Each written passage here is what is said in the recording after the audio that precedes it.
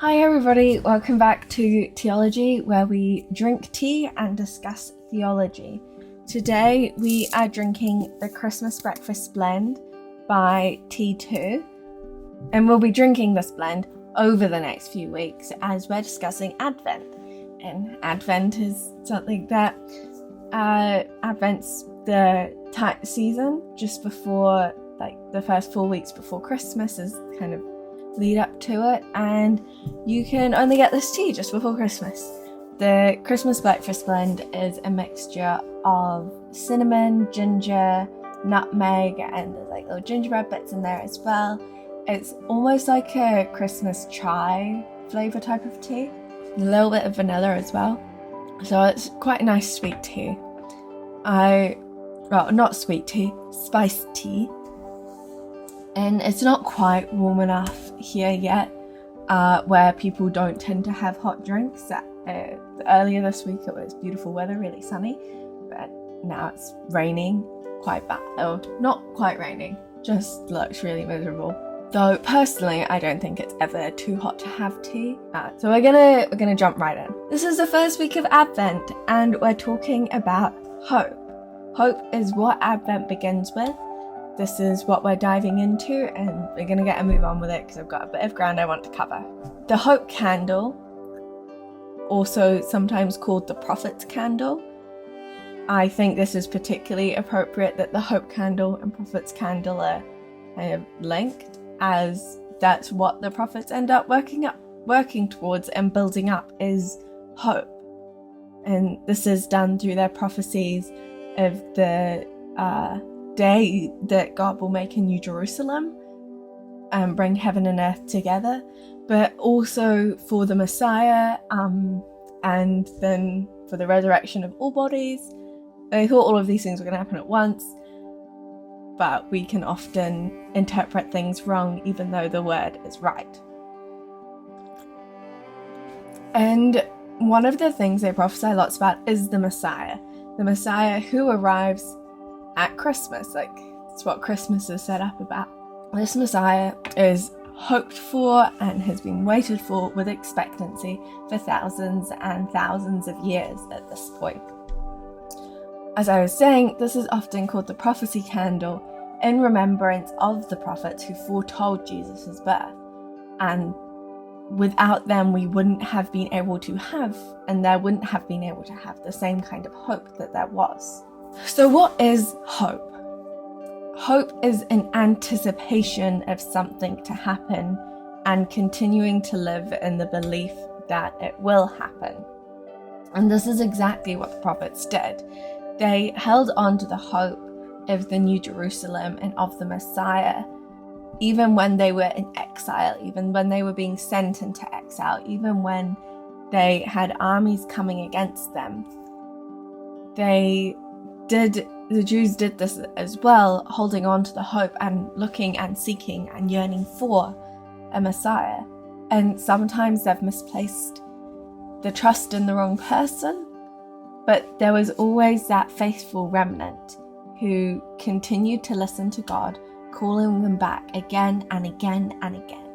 And some of their stories are detailed in books like Ezra and Nehemiah and Daniel. They held on to hope even in the time period between Malachi and Matthew, which is roughly 400 years. Some of these stories of them continuing to hold on to this hope are detailed in the apocryphal books, in the Deuterocanon, and that is a long time to keep holding out hope. That's longer than my country. My country is younger than 400 years. Most of our histories that we consider of like old countries, they're still relatively new when we're looking at it from that time scale. At Christmas is also all about hope, but Christmas is about a new hope. Christmas is about the new hope. Oh, I've got hope on my mug. I forgot I had that there. Christmas is about the new hope of Jesus coming and the Messiah having come.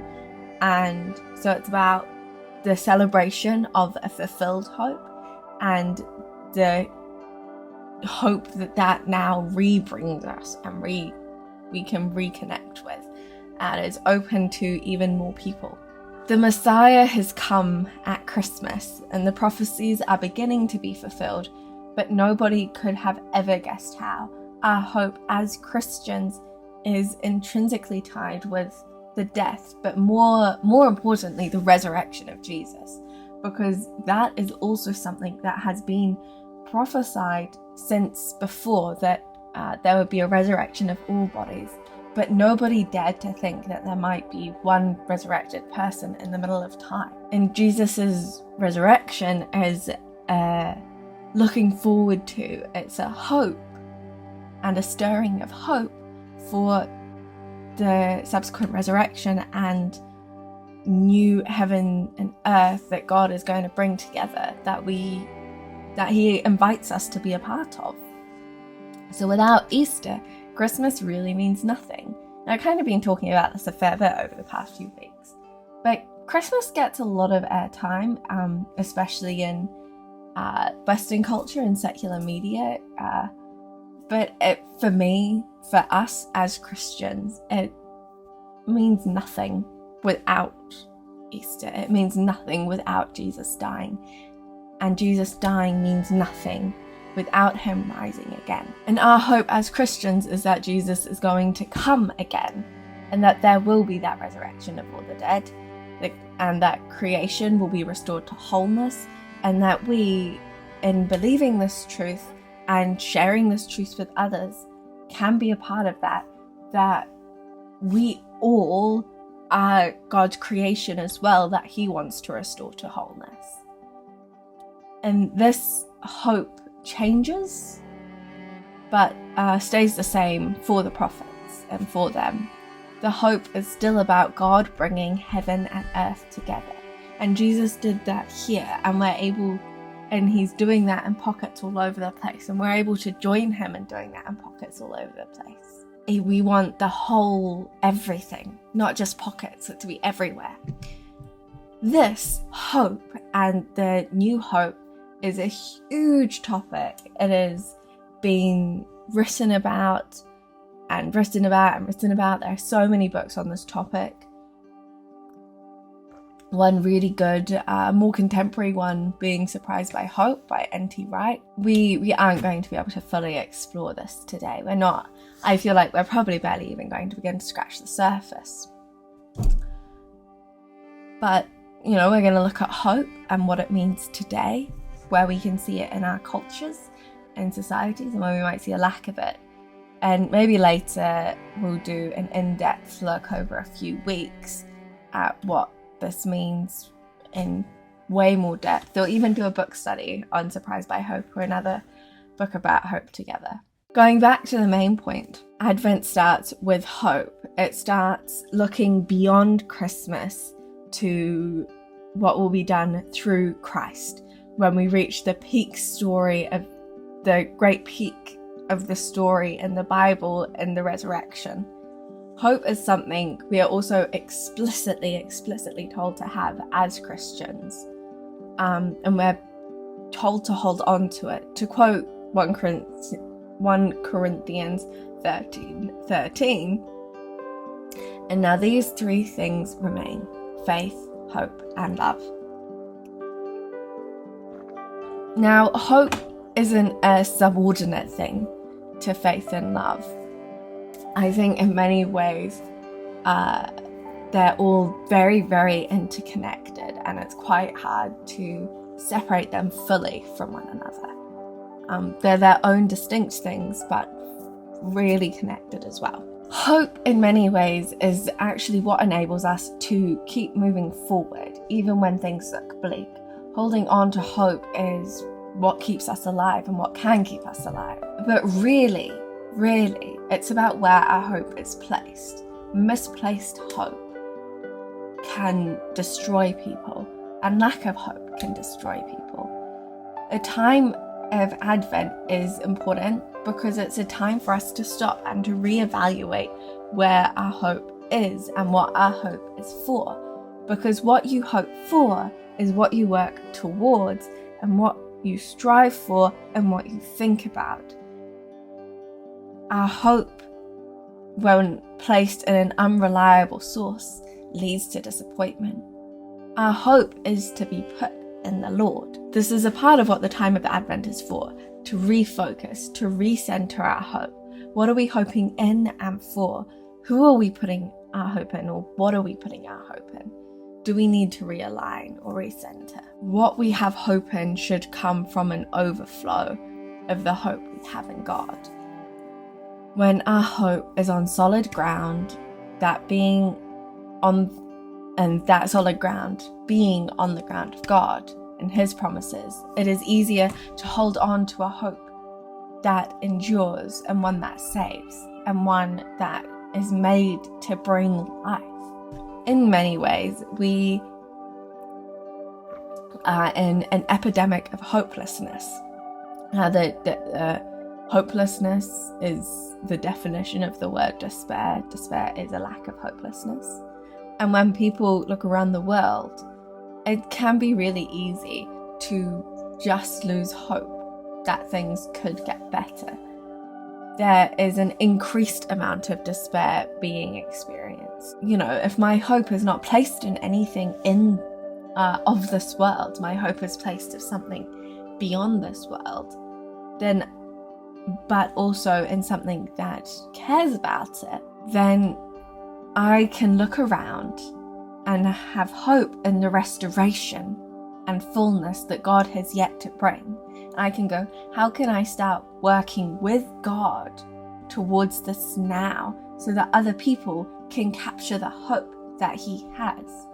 We are meant to look around the world, see the despair and hopelessness, and ask God, how can we bring hope? How can we bring life? Where do you want me to carry your hope? This isn't meant to be easy. It's much easier to say than it is to do.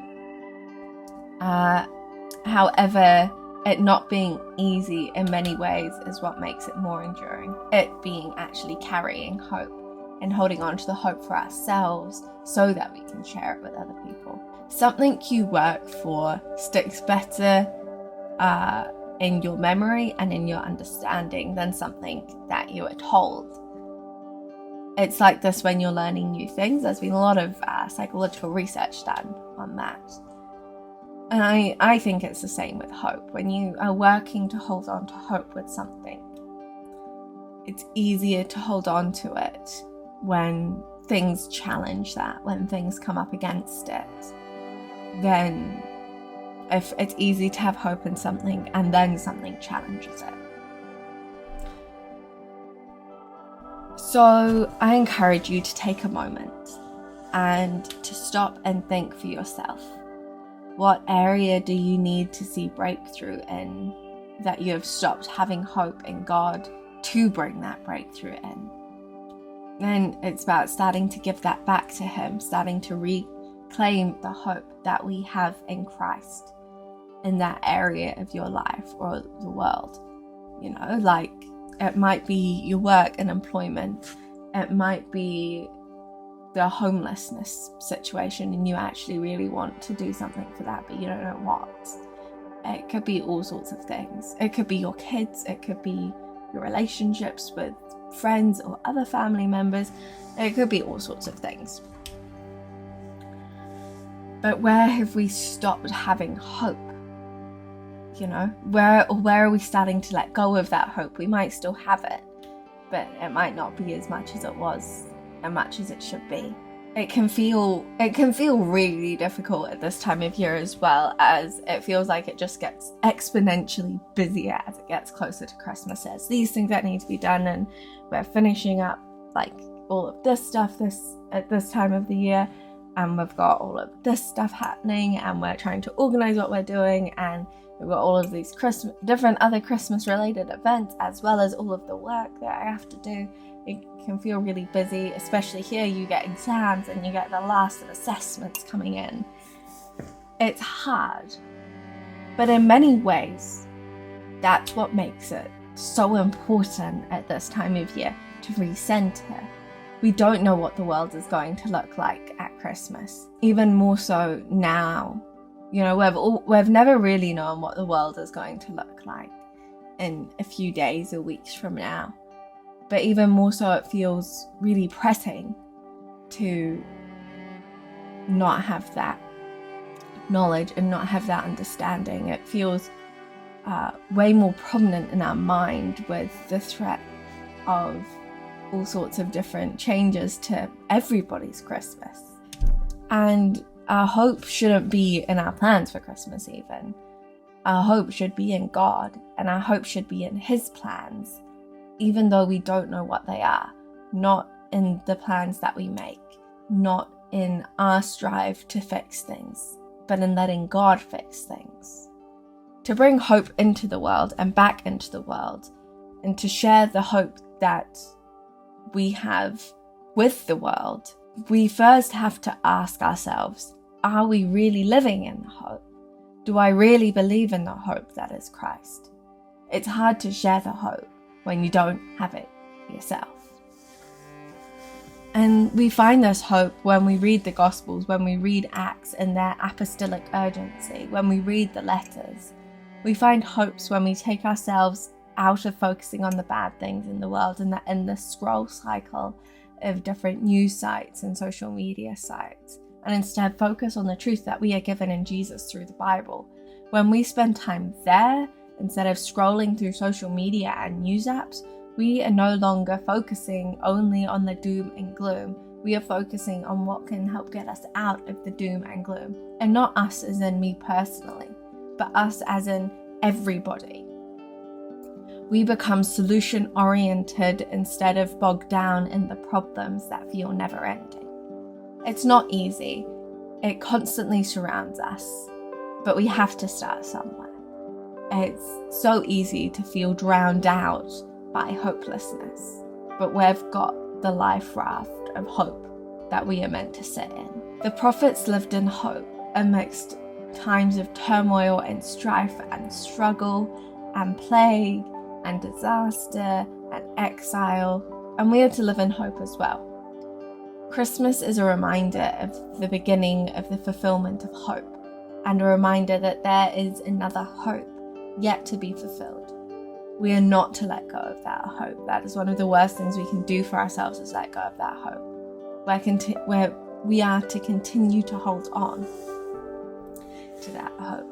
Yeah, I'd love to hear any thoughts you have about hope as well, and ways that you try to bring hope into the world and try in, working to recenter it, or things that you find useful for recentering your hope on Christ. Thank you so much for watching. I hope your December isn't too crazy busy and hectic. See you next week as we dive into faith. Thank you for watching. Bye.